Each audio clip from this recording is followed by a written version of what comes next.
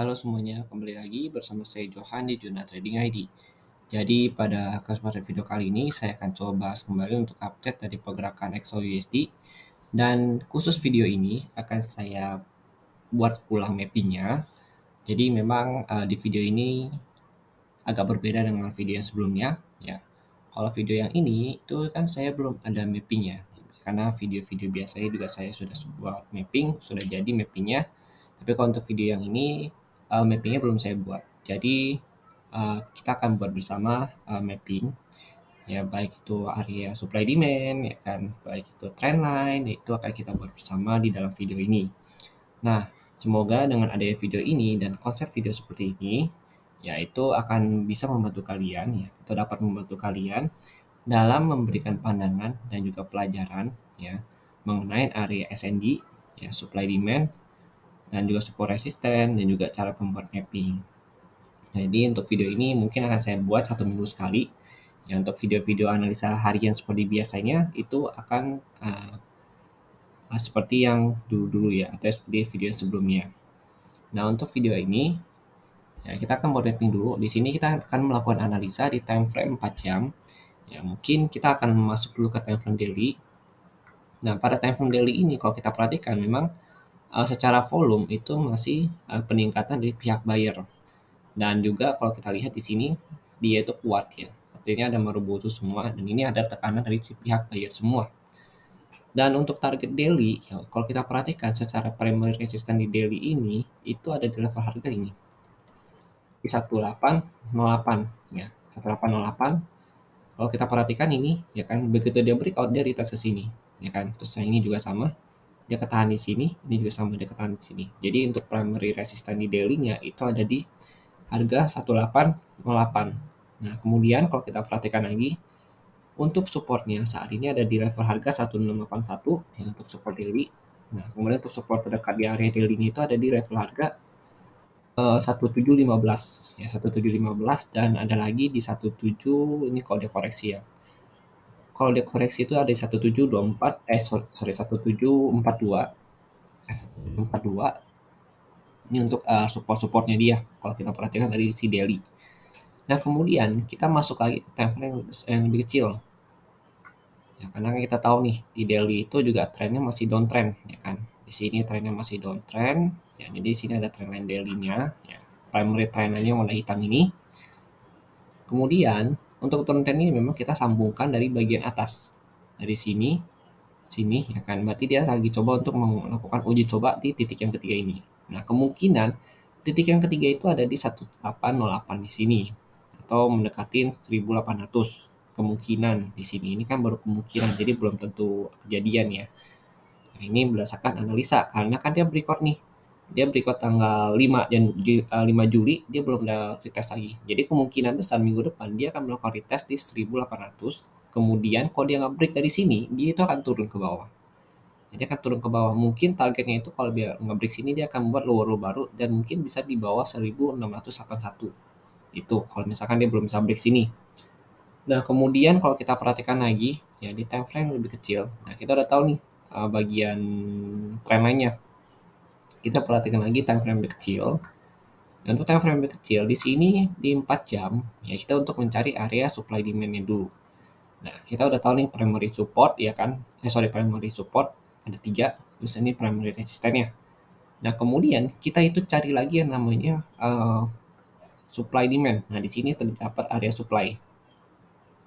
Jadi supply itu kita ambil dari candle yang berwarna merah di sini atau dari area sideways-nya dia. Nah, ini ada candle warna merah.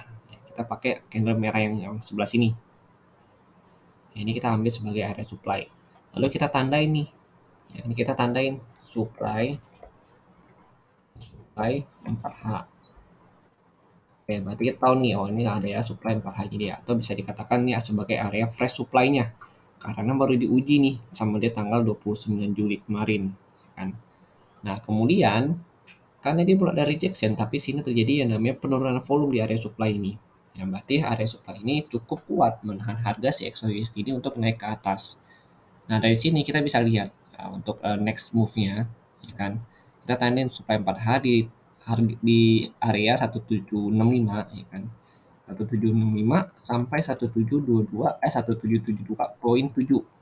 Nah, 1772.7 di sini. Ini area supply-nya dia berarti, ya kan? Kita tandain di sini. Nah, kemudian kalau udah begini, ya kan? Nah, kita tahu nih, oh, terus kemudian ada primary support-nya di sini. Ya. Nah, kalau kita lihat lagi di 4 jam kita lebih detail nih. Primary support-nya itu ada di 1744 karena ini kan area breakout. Maka ini area breakout-nya dia. Ya, dia breakout nih. Jadi dari tanggal 7 Juli dia coba untuk breakout nih sampai tanggal 13 Juli. Ternyata masih gagal dan dia baru breakout itu sekitar tanggal 28 Juli di sini. Nah, berarti ini 1744.5 itu adalah primary supportnya dia atau bisa dikatakan sebagai resistance become support di area sini. Nah, kemudian kita lanjut lagi nih. Kita lanjut lagi. Jadi, kalau misalkan dia nge-break dari sini, ya kan. Dia nge-break dari sini, berarti kan sini kalau kita perhatikan ada low-nya dia di sini. Nah, minus support-nya ada di sini. Nah, untuk minus support itu ada di sini. Minus support ini bisa kita lihat di time frame yang lebih kecil. Nah, contoh di sini time frame 1 jam. Nah, 1 jam ini kita untuk mencari minus support-nya dia. Nah, minus support-nya di sini nih. Di time frame 1 jam ini. Nah, time frame 1 jam ada minus support, ya kan. Kemudian, berarti kalau dia nggak break dari sini, dia itu akan turun. Turun, retest ke area support ini. Supportnya itu ada di harga 1752. 1752, 1755 berarti. 1752. Di sini. Kita kasih range, berarti ini bisa dijadikan sebagai area demand di sini. Kan di 1752, kan 1752 kemudian ada di 1750. Nah, ini memang area demand-nya dia. Area demand untuk area di bawahnya sini dari kenaikan dia. Nah, ini kalau dia nggak breakout berarti jadi double top. Ini 1, ini 2. Kan? Berarti dari double top. Tapi kalau misalkan kita perhatikan lagi nih yang time frame lebih kecil. Nah, sebenarnya di sini tuh dia ada supply. Supply kecil lagi. Nah, di 1 jam ini. Dia itu dia naik, ya kan dia naik, dia retest ke area supply ini. Tapi terjadi kompresi harga. Karena dia turun nih. Kalau kita perhatikan, ya, karena kenapa disebut kompresi harga? Dari penurunan dia itu pullback dari 38.2. Artinya di sini ada tekanan dari pihak buyer itu sendiri. Nih, berarti nanti begini kurang lebih. Nah, kalau misalkan dia masih terus mencoba terus turun naik itu dia bisa tembus nih area di 1767 ini poin 3. Dia bisa tembus. Kalau dia tembus maka terdekatnya itu ada 1770, kemudian di 1772. Di sini. Ini terdekatnya dia kalau kita bahas. Nah, nanti kalau misalkan dia breakout dari sini berarti dia itu kurang lebih akan ke harga sini. Kalau kita ukur dari 1 jam ya. Yang pertama dia ke sini dulu. Jauhnya 1784, kemudian ada 1780 di sini. 1780. Ini adalah area-area yang nanti akan jadi targetnya dia kalau misalkan dia breakout dari sini, ya kan. Area sini kita dapat dari mana? Kita dapat dari histori harga yang ada. Ada histori harga yang di sini, ya kan. Dia kan breakout nih, dia turun. Ya kan, berarti nanti pada saat dia naik dia juga akan melakukan retest kembali di 1780 sama 1784. Kalau dia bisa breakout dari sini. Dari si 4 jam ini supply-nya. Tapi kalau nggak bisa maka dia akan turun. Turunnya kemana? Turunnya itu akan kurang lebih target penurunannya di 1752, 1750. Tapi kalau terdekatnya itu, ya itu ada di sini 1761. Ya 1761 ke 1758. Ini bertepatan dengan area. Ini bertepatan dengan areanya itu di golden ratio-nya dia di sini. Ya, jadi ini adalah kompresi harga buy sebenarnya. Tapi kalau kita perhatikan memang di time frame yang besar ya, di time frame 4 jam ini, ya itu belum terjadi tanda-tanda rejection. Jadi memang cuma volume doang yang mulai lemah, tapi rejectionnya belum ada. Sedangkan di 1 jam memang ada tanda-tanda dari bisa dikatakan sebagai tekanan dari pihak seller buyer itu sendiri atau buyer ini coba untuk naikin harga ke atasnya lagi. Tapi begitu dia bisa breakout dari garis ini, trendline minor ini, ya dari trendline minor ini ya atau dari harga 1763 maka targetnya itu terdekat dari sini 1758 1759 kemudian yang terendahnya 1752. Nah ada lagi nih kalau dia mau breakout lagi Kalau dia breakout dari sini 1750, maka dia akan turun lagi ke area sini ke 1743 ya, 1744 1743, karena ini adalah area Fibo 161.8 ya, atau target dia ketika dia breakout dari Fibo 100 ya di sini. Kemudian ada lagi di daerah sini, jadi ini bisa jadi area retracement dia sebenarnya ya, di 1739 ya kan, 1739.7 sama 1743.1. Nah, ini bisa jadi area retracement dia nanti di sini kalau dia turun. Ini terendahnya dia. Nah, ini adalah mapping dari si XAUUSD, dan kalau kita perhatikan memang dia itu membentuk yang namanya pola pergerakan harga di sini.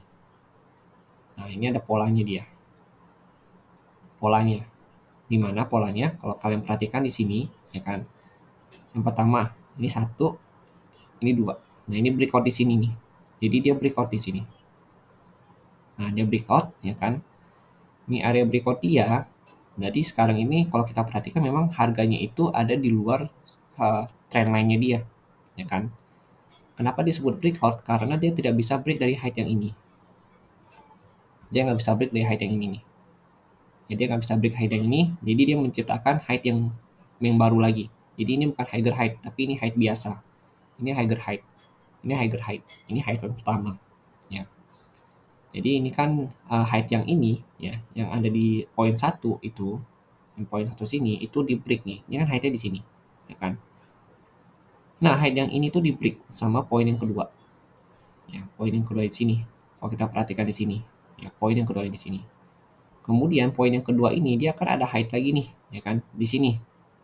Nah, poin yang ini di break lagi nih height-nya sama poin yang ketiga yang di sini. Nah, poin yang ketiga dia pada saat dia membuat height ya di sini itu nggak bisa di break sama poin yang keempat, melainkan poin keempat malah membuat height yang baru atau bisa disebut sebagai breakout dari trend lainnya.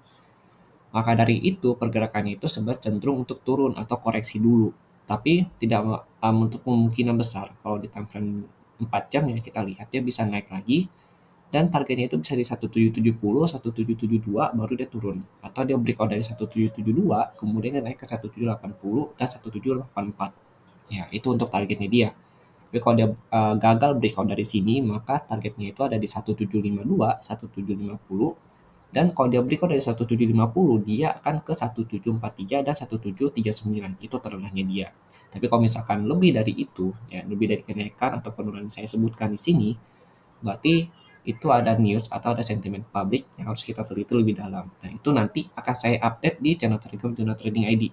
Jadi mungkin sekian dulu video penjelasan dari saya mengenai XAUUSD ini, dan juga short course dari saya mengenai cara pembuatan mapping, penataan SND, dan pembuatan supply demand ya, atau trendline penarikannya, dan juga cara melihat struktur harga.